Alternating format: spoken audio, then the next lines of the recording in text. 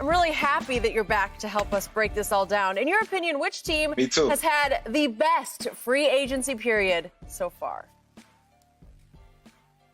As of right now, so far, the Patriots. They've made the biggest splash, and it's been money well spent because they've signed some really good football players. And, you know, it's the coach's job to find out what voids need to be filled on the team. And I think when Bill Belichick looked at his team from last year, and he went through the season and he knew he had all these players who opted out, who were coming back for this season, he knew what he had to build. He knew what he had the pieces that needed to be put in place.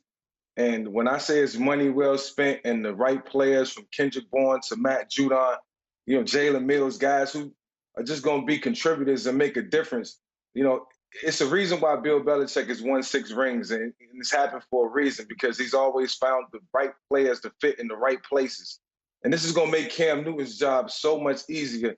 Now all he has to do is really manage the game. Everything else is going to take care of itself. So, you know, as they're going to continue to get better in free agency through the draft, you know, this team is going to be poised to make a splash. They're going to be very hard to beat because, look, I know what playing with 2 tight ends could be like. I had one good one.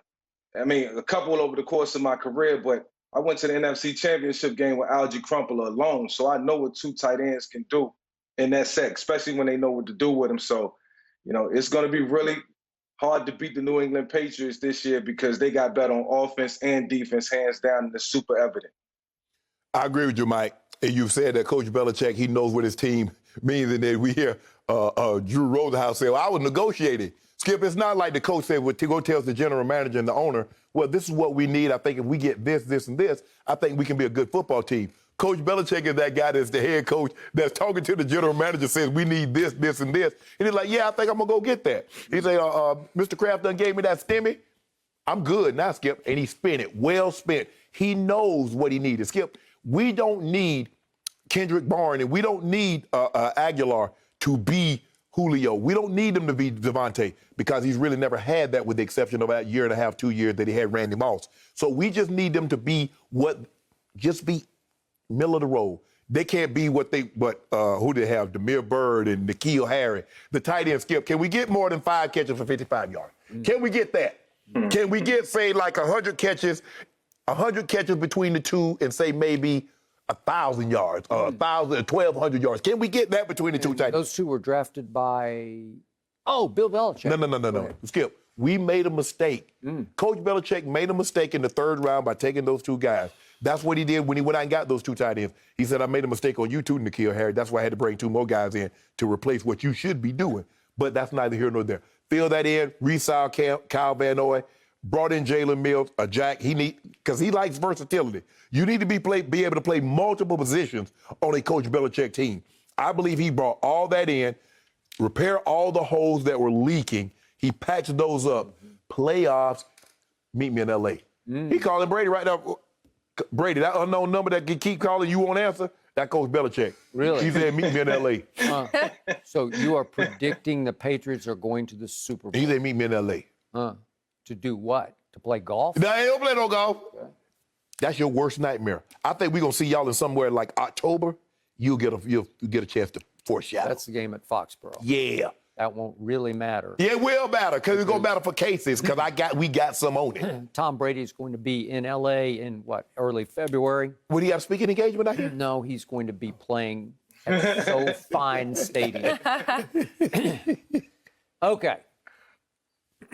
If we're talking cash splash, then Dollar Bill Belichick has won free agency so far because nobody has remotely splashed the cash the way Dollar Bill has. There's nothing like it because most teams are just sitting back waiting to see what the bargain bin holds for them.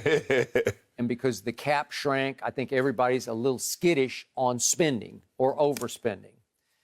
So to me, this haul from Coach Belichick has been overhyped and overrated because he overpaid for quantity over quality. Excuse me. And to me, I still don't see one real impact player I like Matthew Judon, but is he a difference maker? Is he transcendent? Is he a Charles Haley? No, he's not. No. I like Hunter Henry. He's never been to the Pro Bowl.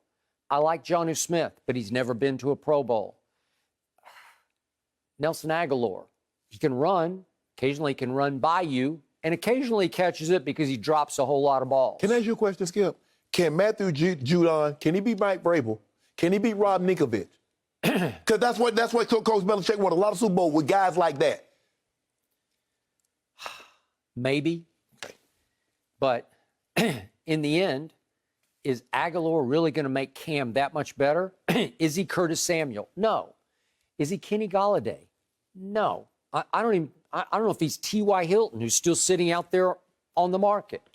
So, to me, Jalen Mills, he's, as Pro Football Focus said, that's the biggest head scratcher. Is he really that guy? Is he going to be a difference maker for your secondary, which is already pretty good? Well, see, now you understand why I did it, because you mentioned Chung retired. So guess what? Jalen Mills right there at safety. Okay, and supposedly Stephon Gilmore on the block. See how Coach Belichick... The one guy you paid for, and it paid off, was Stephon Gilmore. But is he going to be a Patriot? I don't know about that. Probably Speculation, not. Probably not. Draft time, he's probably getting moved. Okay, Look, so help me out. Where is the... I get the quantity. I just don't see enough quality that you suddenly turn into a Super Bowl contender. Skip, on those Super Bowl teams that they won, the 6-1, who was the guy you was like, oh, my God, I got to have that guy on my team? They had guys. Ty Law's in the Hall of Fame, but Ty was like in his 5th year, and you had Seymour. With the exception, they had pieces. That's what Coach Belichick is a sum of pieces. You're missing the Yeah, obvious. that's why I say. Go ahead, Mike. That's why I say, Skip, it was just really good football players signed, because to Uncle Shay's point, you know, you look at all these teams in the past that they've won championships with, and sorry if I disrespect anybody if I can't recollect right now, but, you know, Grump was always a standout, superstar player, Hall of Famer. Randy Moss came through for a second, was a superstar player for that New England team.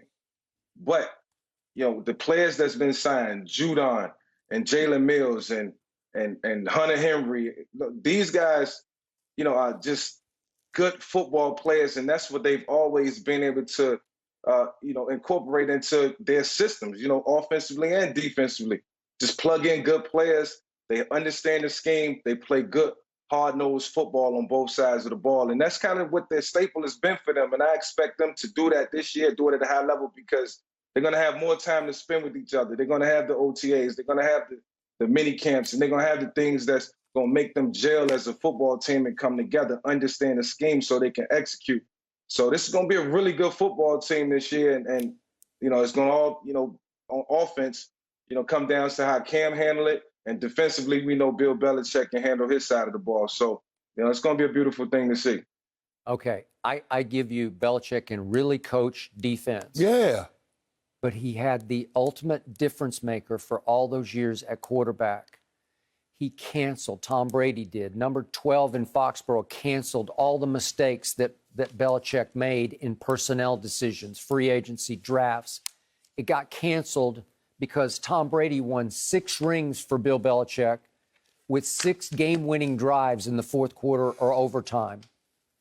That's hard to top. That's such an ultimate difference maker that you can't exaggerate how valuable Brady was to the outcomes of all these games. So all the Vrabels and the Brewskis, they all looked a little better than they were because they had that guy at quarterback. Well, Skip, I just think the thing is that you think about it, with, 28 minutes left in the game, the score was 28-3. They win the game 34-28. That's not Tom Brady. Okay. Malcolm Butler at the end of the game picking that ball. That's not Tom Brady.